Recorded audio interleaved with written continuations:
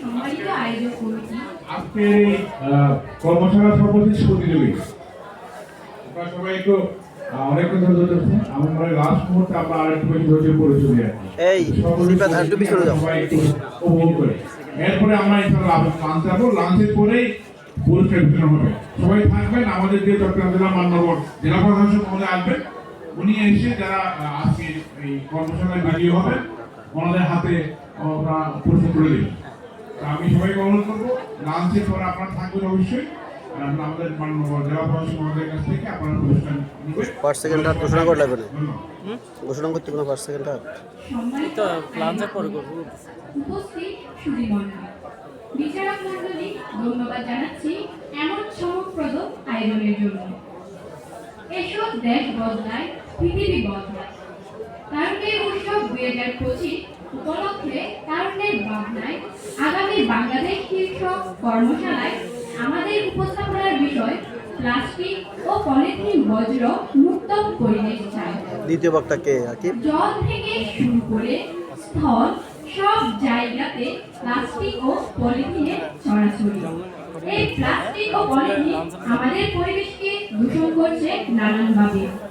বিশেষজ্ঞদের মতে 2050 সালের নাগাদ পৃথিবীতে সামুদ্রিক পানির চেয়ে সমুদ্রে প্লাস্টিক ও পানির মাত্রায় বেশি থাকবে।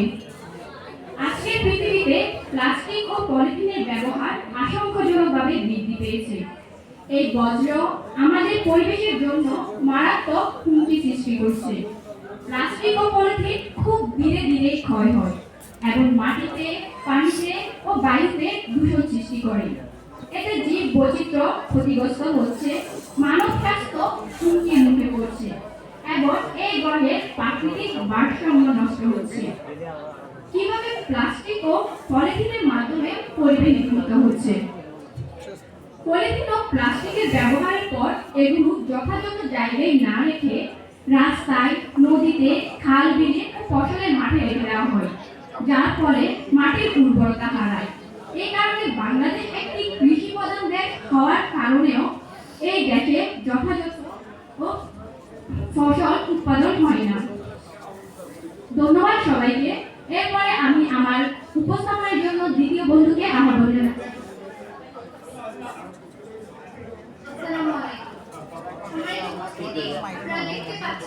প্লাস্টিক ও পলিথিন বর্জ্যের দুটি ক্ষতিকর প্রভাব দেয়া আছে।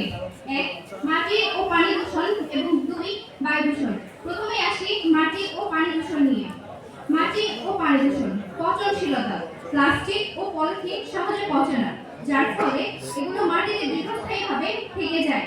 এটি মাটির গঠন ও উর্বরতা নষ্ট করে, যা কৃষি জমির জন্য ক্ষতিকর। পানি দূষণ। নদী, খাল ও সাগরে ফেলে দিলে প্লাস্টিক বর্জ্য পানির মান নষ্ট করে। এর ফলে জলজ প্রাণী ও উদ্ভিদের জীবনের উপর বিরূপ প্রভাব পড়ে এবং খাদ্য শৃঙ্খল বিপর্যস্ত হয়। এরপরে আসি বায়ু দূষণ নিয়ে। বিষাক্ত গ্যাস নির্গমন। প্লাস্টিক পোড়ানোর সময় কার্বন ডাই অক্সাইড, ডাইঅক্সিন এবং ফ্লোরিন সহ বিভিন্ন বিষাক্ত গ্যাস নির্গত হয়, যা বাতাসকে দূষিত করে। এ ধরনের গ্যাস পরিবেশ ও জনস্বাস্থ্যের জন্য মারাত্মক ঝুঁকি তৈরি করে। সামুদ্রিক প্রাণীর মৃত্যু। প্লাস্টিক বর্জ্য খেয়ে সামুদ্রিক প্রাণীরা মারা যায়। প্লাস্টিকের টুকরো বা মাইক্রোপ্লাস্টিক খাবার মনে করে গ্রহণ করলে তা তাদের অন্ত্রের পথে বাধা সৃষ্টি করে, যা প্রাণঘাতী হতে পারে। মাইক্রোপ্লাস্টিকের প্রভাব।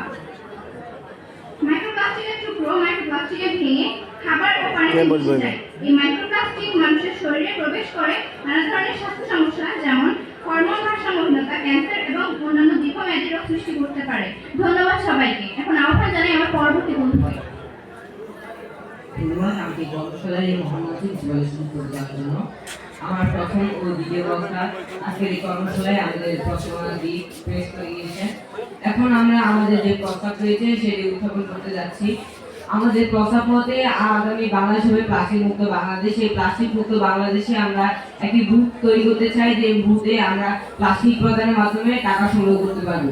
যদি এই বিষয়টা একটু খোলাসা করে বলি, আপনারা দেখতে পাচ্ছেন আমরা একটি আমার হাতে একটি ফ্রেশ পানির বোতল।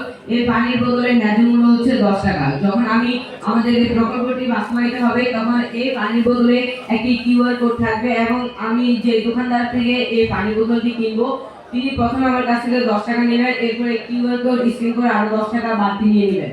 পরবর্তী সময়ে যখন আমরা আমাদের যে সম্পূর্ণ বাংলাদেশ জুড়ে যখন এই বোতল কিংবা প্লাস্টিক সংগ্রহের জন্য যে বুথগুলি স্থাপন করব, সেই বুথগুলোতে আমরা যখন আমাদের প্লাস্টিকটি প্রদান করব তখন সেই বুথ আমাদের কিউআর কোডটি স্ক্যান করে আমাদের যে 10 টাকা অতিরিক্ত দিয়েছিলাম তা আবার আমাদেরকে ফিরিয়ে দেবে।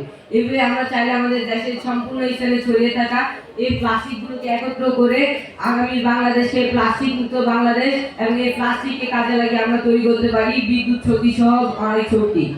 এই শক্তিগুলোর মাধ্যমে আমরা পূরণ করতে পারি আগামী বাংলাদেশের বিদ্যুৎ সমস্যা সহ সকল সমস্যা। ধন্যবাদ সবাইকে। আর কি আমাদের এই বিষয়ে প্রফেসরের কোনো প্রশ্ন আছে বা মতামত আছে? ধন্যবাদ।